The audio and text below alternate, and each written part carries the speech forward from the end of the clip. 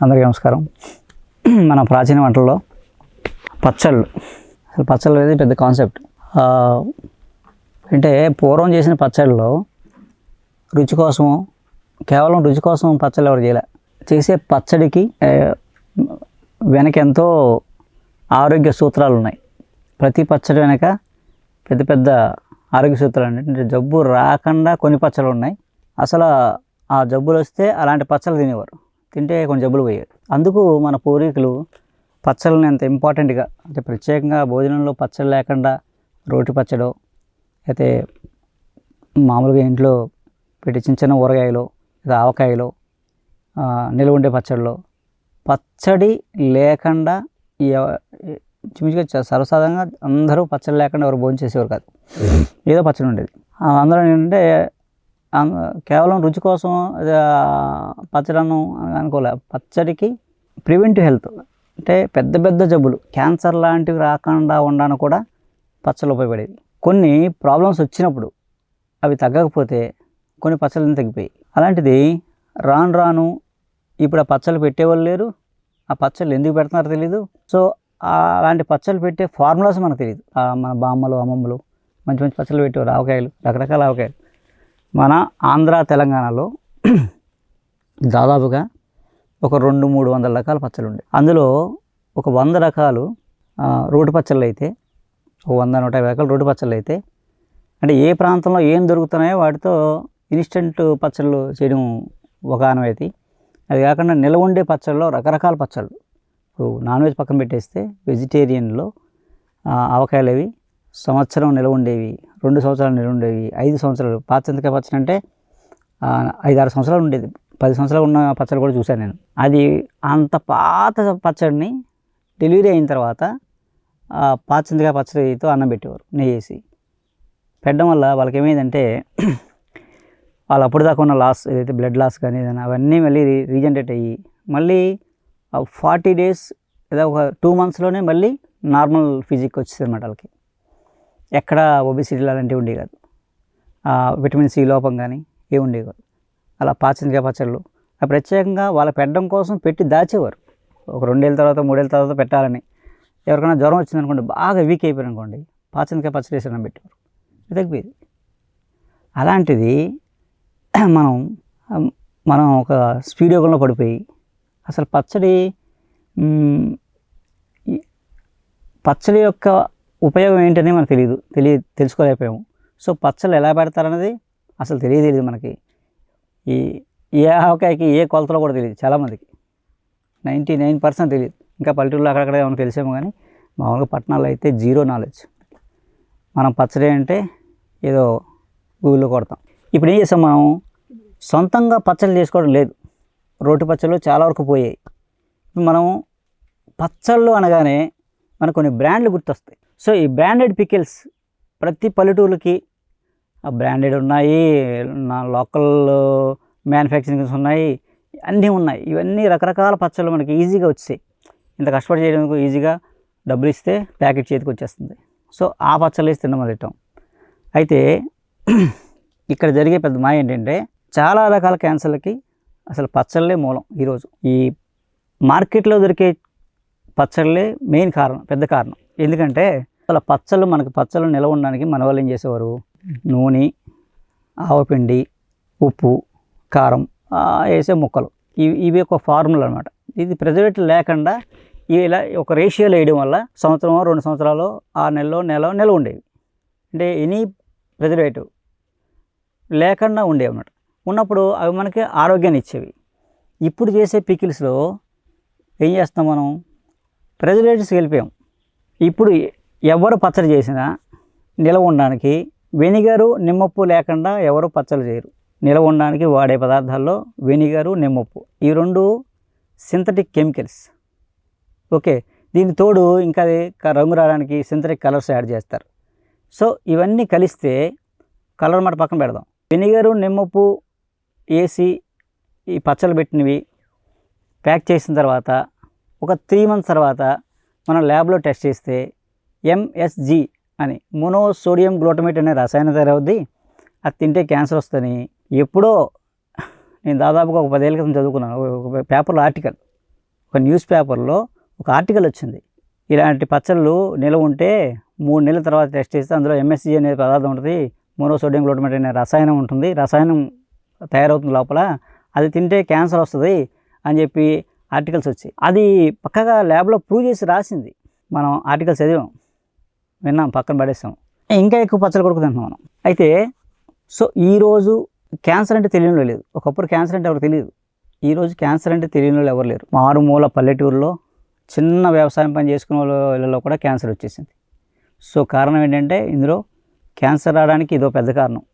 అలా ఏంటంటే ఇప్పటికీ ఈ గిరిజన ప్రాంతంలో అడవుల్లో ఆ ట్రైబ్స్ వాళ్ళందరూ గిరిజనులందరూ ఇప్పటికీ దగ్గు వచ్చిందనుకోండి, చక్కగా ఓ పిచ్చి మొక్కలు ఉంటుంది, మనం చూస్తే పిచ్చి మొక్క అనుకుంటాం, దాని ముళ్ళు ఉంటాయి, అసలు దాన్ని ముట్టుకోం, మనం భయపడతాం. ముళ్ళొంకాయలని, నెల ములక్కాయ అంటారు వాళ్ళ పేర్లు. ముళ్ళు ఉంటాయి, ముళ్ళొంకాయ అంటారు. ఆ వంకాయలు తెచ్చుకుని ఇలా ఉంటాయి, ఈ ముళ్ళొంకాయలు అంటారు. వంకాయ ఫ్యామిలీ ఇది ఏమీ హైబ్రిడ్ విత్తనం కాదు, ఇది ఒక దేశవాళీ విత్తనం. ఇది అంటే న్యాచురల్గా పెరుగుద్ది అంతే. ఇది ఎవడో విత్తనాలు చల్లరు, ఎవరో దానికి ఏమి పోషించరు, ఎరువేయరు, పురుగు మందు కొట్టరు, వీటికి ఏం పురుగు పట్టదు, అవి ఎలా పెరుగుతుంటాయి. ఈ పచ్చిగా ఉన్నాయనుకోండి, రోజు కూర వండి తింటారు, సీజన్లో దొరికిన వాళ్ళు కూర వండి తింటారు. ఇది తినడం వల్ల ఎక్కువ తినడం నష్టం ఉండదు, ఇంకా బాడీకి ఉపకారం చేస్తామన్నమాట, జబ్బులు లేకుండా చేస్తుంది, టేస్టీగా ఉంటుంది, ఎంతో రుచిగా ఉంటుంది. అయితే ఇలా ముగ్గిపోయింది అనుకోండి, ఇది పచ్చడి పెట్టి దాచుకుంటారు అన్నమాట. పచ్చడి పెట్టి అసలు దీని ఉపయోగం ఏంటంటే, వీళ్ళు ఏదో టేస్ట్ కోసం తినరు. ఇక్కడ ఎవరు అంటే ఈ అడవుల్లో ఉండే ట్రైబ్స్ ఎవరు రుచి కోసం ఎవరు తినరండి. ఇది తింటున్నారంటే దాని వెనక ఏదో ఆరోగ్య సూత్రం ఉందని అర్థం అన్నమాట. వాళ్ళకి అవన్నీ తెలుసు, నాలెడ్జ్ తెలుసు. ఇప్పటికే వాళ్ళకి ఇంకా మిస్ అవ్వలేదు, వాళ్ళకి అదృష్టం బాగుండి వాళ్ళు ఇంకా మన మోడర్న్కి వాళ్ళు ఇప్పుడు నెక్స్ట్ జనరేషన్ కూడా వచ్చేస్తున్నారు. ఇక్కడ ఈ నాలెడ్జ్ ఇక్కడ కూడా ఉండదు, ఇది పోద్ది. అయితే ఒక దగ్గు వస్తుంది అనుకోండి, ఒక క్రానిక్ దగ్గు, ఒక నెల నుంచి 2 నెలల నుంచి దగ్గు వస్తూనే ఉంటుంది. మన మామూలు చాలామంది సఫర్ అవుతుంటారు బయట, ఎన్ని యాంటీబయాటిక్స్ తగ్గదు, ఎన్ని కాప్సిల్ తగ్గదు, ఆ దగ్గు వస్తూనే ఉంటుంది. కొంతమందికి ఎప్పుడోసారి దగ్గు వస్తుంది, రాత్రి మొదలైన తెల్లారు దగ్గుతూనే ఉంటారు, ఎన్ని వేసినా తగ్గదు, అలా సఫర్ అవుతుంటాం మనం. వీళ్ళు ఏం చేస్తారు తెలిసినట్లు, ఆ సింపుల్ లాజికల్కి, సింపుల్ టెక్నికల్కి చక్కగా వెళ్ళి ఎత్తుక్కుంటారు. ఇక ఎక్కడ ఉన్నాయని సీజన్ అనుకోండి, వెళ్ళి ఆ కాయ కోసుకుని పచ్చికాయ అయితే కూర వండి తినేస్తారు. ఒకసారి తినగానే తగ్గిపోద్ది. ఒకటే డోసు, ఒకరోజు కూర వండుకుని ఆ భోజనం చేసేస్తే ఇంకా మొన్నటి దగ్గర రాదు, పోద్ది. మరి వేసవకాలంలో దొరకనప్పుడు ఏంటంటే వాళ్ళు ముందుగానే చక్కగా ఒక ఆవకాయ పెట్టుకుని ఒక కొండలో దాచుకుని ఎప్పుడైనా దగ్గు వస్తే తింటారు. లేదనుకో ఎప్పుడైనా ఏమి లేవనుకోండి, ఆ రోజు రెడీగా సడన్గా ప్రిపరేషన్ వంటది అవ్వలేదు అనుకుంటే ఆ పచ్చడి తినేస్తారు. అలా ఇది పెట్టి దాచుకుని ఎవరన్నా వచ్చి దగ్గు వస్తుందంటే ఆ పచ్చడి ఆ ఊళ్ళో తెలుస్తుంది అన్నమాట, పలానా ఇంట్లో పచ్చడి ఉందని. అలాగా వాళ్ళు వాళ్ళకే కాదు అందరికీ ఉపయోగపడాలనే ఒక కాన్సెప్ట్లో ఉంటారు. ఏంటంటే ఇవన్నీ సహజంగా పెరుగుతుంటాయి. సో వాటి ఉపయోగం తెలిసిన వాళ్ళు చక్కగా ఇక్కడ ఉపయోగించుకుంటారు. ఇప్పుడు అందరూ అనుకుంటారు ఇంకేముంది చెప్పంగా, అడవిలో చెప్తాడు కవర్లు, మనకేమో ఇక్కడ ఉంటాం, మనకేం దొరుకుతాయి అనుకుంటారు. హైదరాబాద్ సిటీ పక్కన ఊరు దాటాక పోనీ గోల్కొండ కోట ఉంది కదా, ఆ ఏరియాకి వెళ్ళండి, ఖచ్చితంగా ఆ రాళ్ళల్లో ఈ చెట్లు ఉంటాయి. మనకి ఉపయోగపడేది ప్రతిదీ మన పక్కనే పెడతాడు భగవంతుడు. హైదరాబాద్ అవుట్స్కట్స్లో నేను బోల్డ్ మొక్కలు చూసేవి, బోల్డ్ సార్లు చూసాను నేను హైదరాబాద్ వచ్చిన కారులో వస్తూ. మనకు తెలియదు, మనకు పిచ్చి మొక్క అనుకుంటాను. ఇక్కడ వాళ్ళకి ఒక డాక్టర్, ఒక హాస్పిటల్, ఇంట్లో ఒక మెడిసిన్, ఏది శాశ్వతంగా తగ్గించే మందు వాళ్ళకి. ఇంకో రెండోది, ఏమీ లేనప్పుడు తిన్నాం అనుకోండి, ఎప్పటికీ దగ్గు రాదు, దగ్గు కఫాలు రావు. ఇంకోటి మళ్ళీ లాజిక్ ఇక్కడ, ఉట్టి ఎందుకు తింటారు వాళ్ళు, కూర రుచి కోసం తినరు, వండు తింటే ఇంక దగ్గు రాదని. ప్రివెంటివ్ హెల్త్ అనమాట. అలా ఏంటంటే ఇది చాలా మామూలుగా ఎక్కడైనా దొరుకుతాయి, మీకు చూసుకోవచ్చు. ఎప్పుడు కూడా ఏంటంటే ఏదన్నా మనం చేయాలన్నా నేర్చుకోవాలన్నా గురుముఖత అంటారు. అంటే అర్థం ఏంటంటే ఎవరో తెలిసిన వాళ్ళు, అనుభవం ఉన్న వాళ్ళ దగ్గర ప్రాక్టికల్గా ఒకసారి నేర్చుకున్నాం అనుకోండి, అది ఇంకెప్పటికీ మనం తప్పు చేయం అన్నమాట. ఇప్పుడు ఏదో మనం అలా చూసి చేసేద్దామని ట్రై చేసాం అనుకోండి, ఇలాంటి ఇలాగే ఉన్నవి చాలా మొక్కలు ఉంటాయి బయట, కొన్ని పిచ్చికాయలు ఉంటాయి, అవి తిన్నాం అనుకోండి పిచ్చికిపోతాం. అందుకేంటంటే ప్లాంట్ ఐడెంటిఫికేషను, దాన్ని గుర్తుపట్టడం, అది తెలిసిన వాళ్ళు చెప్తే అనుభవం అనమాట అండి. ఇప్పుడు ఏదో మనం చదువుకున్నాం, పుస్తకాలు చదువుకున్నాం, ఏం ఉపయోగం ఉండదు. అసలు చరకుడు సుశ్రుడు వాళ్ళు చెప్తారు. అసలు మీకు మొట్టమొదటి వైద్యం నేర్చుకోవాలంటే మొట్టమొదటి గురువు ఎవరని తెలుసండి? ఆవులు కాచేవాడు, మేకలు కట్టేది మొట్టమొదటి గురువు. ఎందుకంటే వాడికి మొక్కల గురించి బాగా తెలుస్తుంది. అందుకని ముందు వాడి దగ్గరికి వెళ్ళి నేర్చుకో, నువ్వు ఒక 5-6 సంవత్సరాలు ఆడుతూ తిరిగితే నీకు మొక్కల గురించి చెప్తాడు. నీకు మొట్టమొదటి గురువు ఎవరంటే ఆవులు కాచేవాడు, మేకలు కాచేవాడు నీ గురువు వైద్యం నేర్చుకోవాలంటే. ఎందుకంటే వాడికి అనుభవం, అది ప్రాక్టికల్గా తిరుగుతూ ఉంటాడు, అందులో రోజు అదే పని అతనికి. కాబట్టి వాడికి తెలుసు ఏ కాయ పిచ్చిది, ఏ కాయ మంచిది అనేది, ఏ కాయ పనికి వస్తే ఏ ఆకు పని చేయదు, ఏ ఆకు ఏ గుణం ఉంది చెప్పేవాడు ఆడే, వాటి పేర్లు చెప్పేది వాళ్ళే.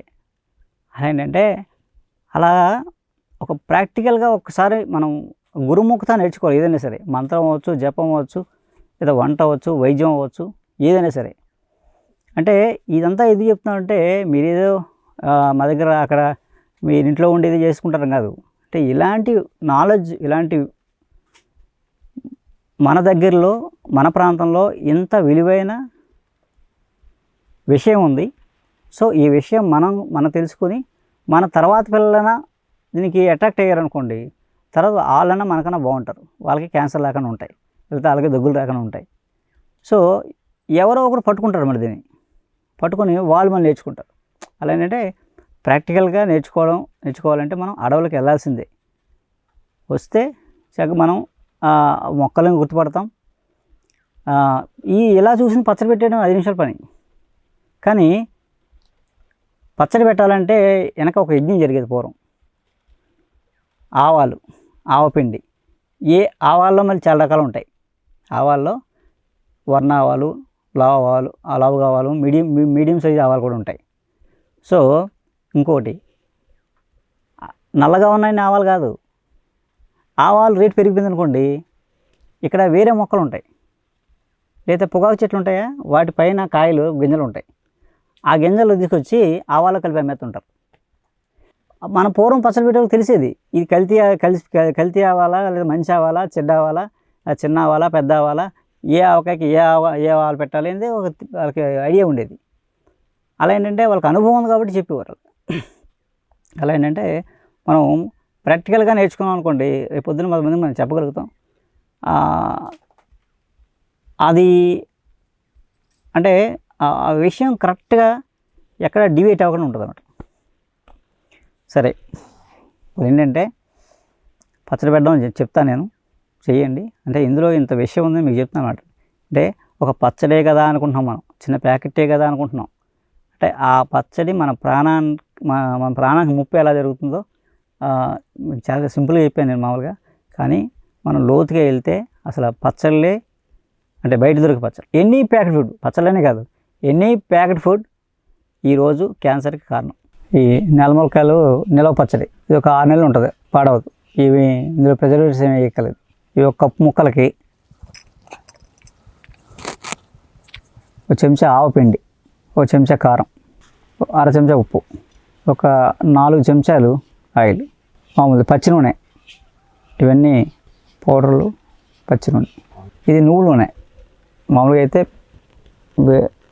నువ్వుల నూనె బాగా పనిచేస్తుంది. ఇలా పెడితే కొంచెం ఊరి ఇంకా వాటరీగా అవుద్దాం. తర్వాత మనకి పూర్వం ప్రిజర్వేటివ్స్ ఏంటంటే పచ్చళ్ళు నిల్వ ఉండడానికి కారణం ఉప్పు, ఆవపిండి, కారం, నూనె.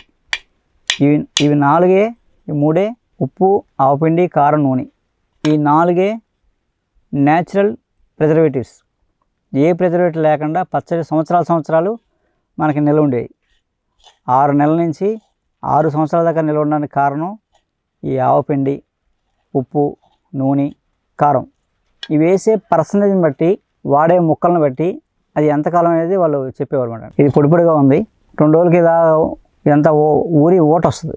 ఓట వచ్చేలా కలిపిస్తే మళ్ళీ మన పేస్ట్లో అయిపోద్ది అన్నమాట. అయిపోయి ఒకవేళ ఆయిల్ తగ్గిపోతే ఇంకో 2 చెంచాలు ఆయిల్ వేసుకోవచ్చు.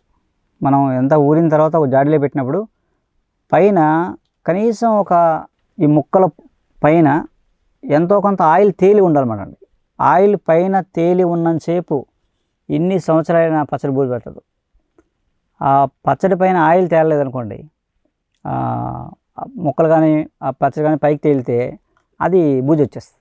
నిల్వ ఉండడానికి మెయిన్ రీజన్ అన్నమాట అది. అంటే ఆయిల్ పచ్చళ్ళ పైన తేలి ఉండాలి. పెద్ద జాడి అనుకోండి కనీసం అంగుళం వరకు ఆయిల్ తేలి ఉండేలాగా వేసేవారు అనమాట. మనం ఆవకాయ తీసుకున్నా సరే ఆవకాయ తీసుకుని ఆయిల్ రాకుండా తీసుకుని మళ్ళీ అంతా నొక్కేసేవారు. నొక్కేసి పైన ఆయిల్ అలా తేలుతూ ఉండేది. పచ్చడి తీసినప్పుడు ఆయిల్ తీసేవారు కదా, పచ్చడి ముక్కలో తీసుకుని ఆయిల్ అంతా మళ్ళీ అందులో ఉంచేవారు. అది మనం వేరే గిన్నెలో తీసుకుని వాడుకునేవాళ్ళం. అలా ఏంటంటే పచ్చడి ఎన్ని సంవత్సరాలైనా పాడవకుండా ఉండేది. ఆ జాడీలో పెట్టింది ఎప్పటికొకటి తీసినా సరే పాడవకుండా ఉండడం, ఇదంతా ఒక అన్నీ చిన్న టెక్నిక్స్ అవన్నీ వాళ్ళు అన్నీ పాటించేవారు అన్నమాట అంత ఓపికగా. అందుకు అవి ఎన్నాళ్ళైనా పాడేవి కాదు. జాడీ ఎందుకు వాడేవారు అనుకుంటున్నారు? జాడీ గాజు సీసా లేదా జాడీ, పచ్చళ్ళకి జాడీయే ఉత్తమం. కొన్ని కుండల్లో పెట్టచ్చు, కొన్ని ఈ ఉప్పులో ముక్కలు అలాంటివన్నీ కుండలో పెడతారు. ఈ ఆయిల్ ఎక్కువ ఉన్నాయి కుండలో పెట్టామనుకోండి, కుండ నుంచి బయటకు కారిపోయి ఆయిల్ డ్రై అయిపోయి లోపల పచ్చళ్ళు పాడైపోతాయి.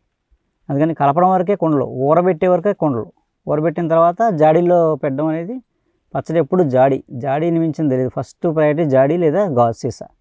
ప్లాస్టిక్ డబ్బాల్లో పచ్చళ్ళు పెడితే ఏమవుతుందంటే ఇందులో ఉండే ఉప్పు కారం ఇవన్నీ కలిసి ఆ ప్లాస్టిక్ని కూడా లాగేసుకుని అది తిన్నాం అనుకోండి, ఇప్పుడంతా ప్లాస్టిక్ మయం. మనం ప్లాస్టిక్ మయంలో ఉన్న అది కూడా క్యాన్సర్కి ప్లాస్టికే పెద్దగా ఇంకో కారణం. ప్లాస్టిక్ ఏ పచ్చడైనా ప్లాస్టిక్లో లేకుండా ఉండదు, ఎవరో పెడతారు.